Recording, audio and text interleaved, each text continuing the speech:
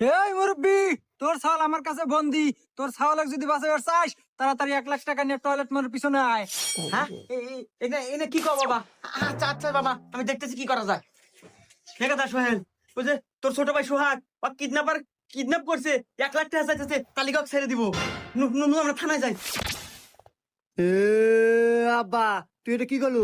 কি কি কি করলাম মানে? আরে তোর ছোট ভাই কিডন্যাপ করছে, ওকে ছাড়ান রাখবো, চল থানায় যাই।